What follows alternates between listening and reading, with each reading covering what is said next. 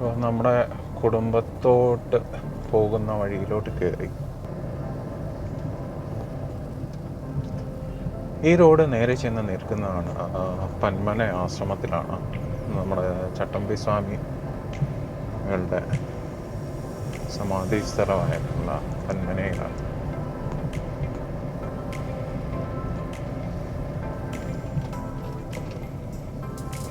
പണ്ടൊന്നും ഇത്രയും വീടുകളൊന്നും ഈ റോഡിൻ്റെ സൈഡുകളിലൊന്നും ഉണ്ടായിരുന്നില്ല. ഞാൻ ഒക്കെ കൊച്ചിലായിരുന്ന സമയത്തെല്ലാം ഇവിടെ 1-2 മാക്സിമം ഒരു 6-7 വീടുകൾ മാത്രമേ ഈ റോഡിൻ്റെ ചുറ്റും ഉണ്ടായിരുന്നു. ഇപ്പം ഇഷ്ടം പോലെയാണ് വീടുകൾ. ഇതിൻ്റെ ചുറ്റുപാടുമുള്ള ആൾക്കാരെല്ലാം ഗൾഫിൽ നിന്നുള്ള ഒരു മണിയുടെ പിറകിലുള്ള ആ ഒരു ഇതിലാണ്. ഇത് കണ്ണംകുളങ്ങര ക്ഷേത്രമാണ്, ദേവീക്ഷേത്രമാണ്. കണ്ണംകുളങ്ങര അമ്മയാണ്. ഇവിടുന്ന് ഇടത്തോട്ട് തിരിഞ്ഞ് പോയാലും നമ്മുടെ കുടുംബത്തിൽ എത്താം. പണ്ട് നമ്മുടെ ഒരു കുടുംബമാണ് ഈ ഒരു ഏരിയയെല്ലാം വാണിരുന്നത്. പഴയ നാട്ടുരാജാവ് എന്നുള്ള ആ ഒരു രീതിയിലായിരുന്നു. ഇപ്പം പലർക്കും ഷെയറെല്ലാം പോയി ഇവിടെല്ലാം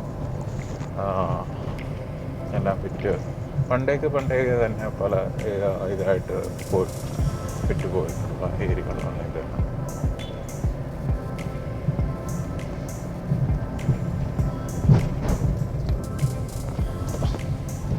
ഇപ്പം കുറച്ച് വസ്തു മാത്രമേ ഉള്ളൂ. അതേപോലെ തന്നെ ഞാൻ പറഞ്ഞല്ലോ, നമ്മുടെ കളരി ദേവത സ്ഥാനം സങ്കല്പം ഒക്കെ ഉള്ള ഒരു അമ്പലം, അതും ഇപ്പം കുറച്ച് പുതുക്കി പണിയാൻ വേണ്ടിയൊക്കെ ഇരിക്കുകയാണ്.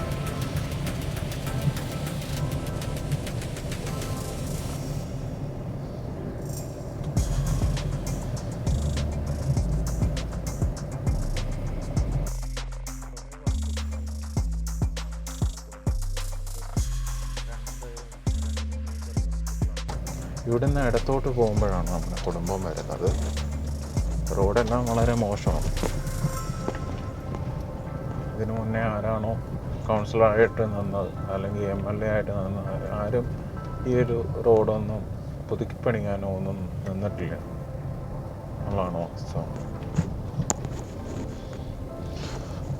ഇവിടെ എല്ലാം നിരത്തിപ്പിടിച്ച് പുതിയ വീടുകൾ പണി നടക്കുകയാണ്.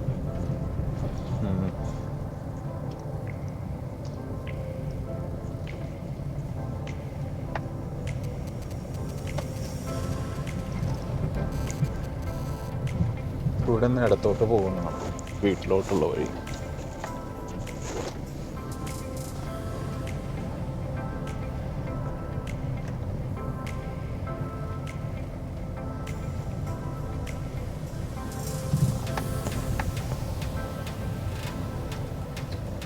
ഈ ഒരു വളവിലിരിക്കുന്ന ഗേറ്റ് കണ്ടില്ലേ, ഈ ലെഫ്റ്റ് സൈഡിലുള്ള ആ ഒരു പുരയിടം ഉൾപ്പെടെ അങ്ങോട്ട് നമ്മുടെ പുരയിടമായിരുന്നു. അപ്പോൾ ആ ഗേറ്റുള്ളത് ഞാൻ നേരത്തെ പറഞ്ഞ ചിറ്റപ്പൻ വീട് വെച്ചേക്കുന്നതാണ്. ചിറ്റപ്പൻ ഇല്ല, മരിച്ചുപോയി. അപ്പം ഇതാണ് നമ്മുടെ കുടുംബത്തിലോട്ടുള്ള വഴി. കുടുംബമായി ഒരു പഴയ വീട് തന്നെയാണ്, കുറച്ച് മോഡിഫിക്കേഷനൊക്കെ വരുത്തിയിട്ടുണ്ട്, എന്നല്ലാതെ വേറെ ഒന്നും ചെയ്തിട്ടില്ല. അപ്പം സാധാരണഗതിയിൽ ഇങ്ങനെയൊന്നും അല്ല ഭാഗവത സപ്താഹം നടക്കുന്നത്. ഭയങ്കരമായിട്ട് ഒരുക്കി ഒക്കെയാണ്, പ്രത്യേകമായിട്ട് ഇതൊക്കെ കെട്ടി ആണ് ഭാഗവത സപ്താഹം ചെയ്യുന്നത്. പക്ഷേ ഇപ്പോഴത്തെ സാഹചര്യം ഇങ്ങനെ ആയതുകൊണ്ട് പശുക്കിടാവാണ്, ചിറ്റപ്പൻ്റെ പശുക്കുട്ടിയും കിടാവും ഒക്കെയാണ്.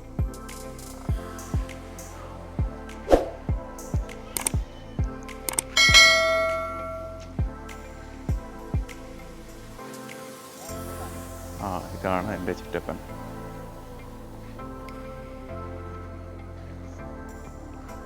ഇതാണ് നമ്മുടെ കളരി എന്ന് പറയുന്നത്. ഇവിടെ ഭുവനേശ്വരി ദേവിയാണ് ഒരു പ്രതിഷ്ഠ. പിന്നെ ഒന്നുള്ളത് കൊടുങ്കാളിയാണ്.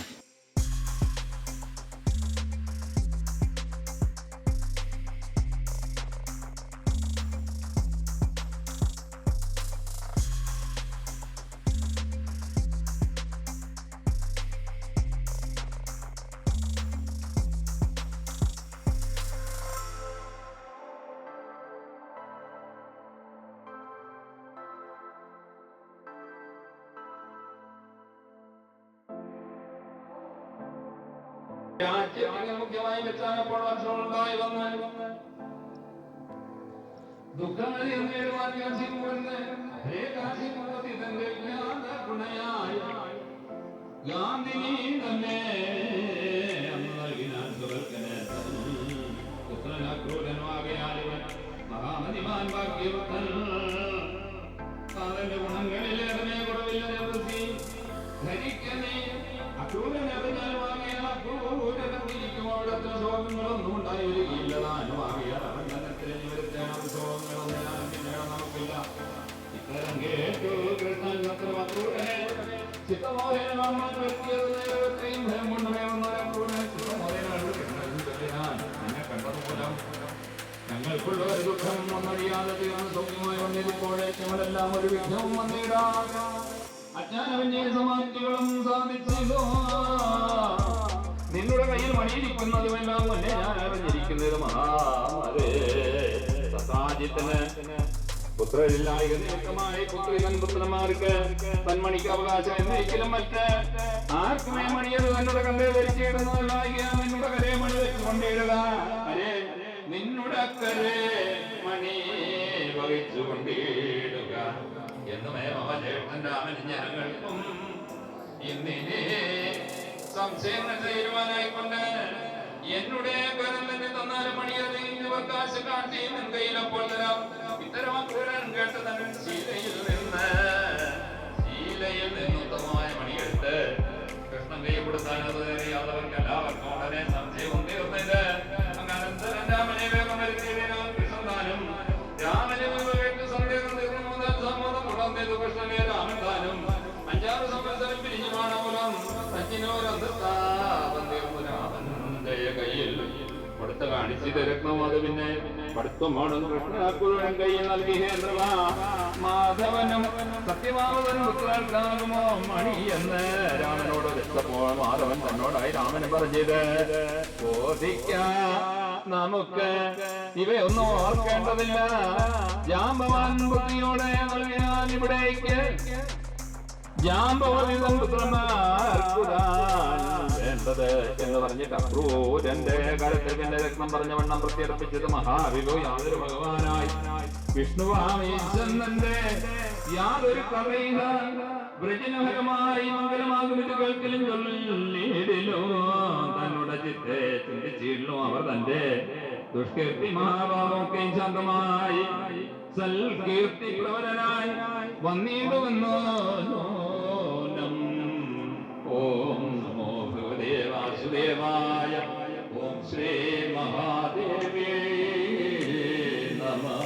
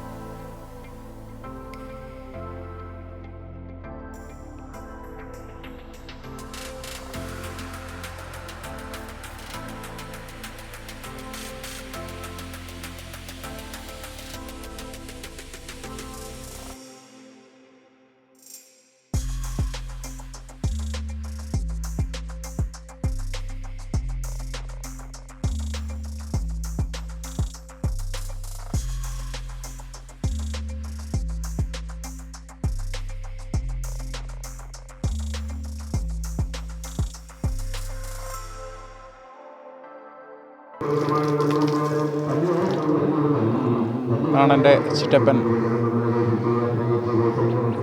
ഇവിടുത്തെ ഇളമുറക്കാരനാണ്.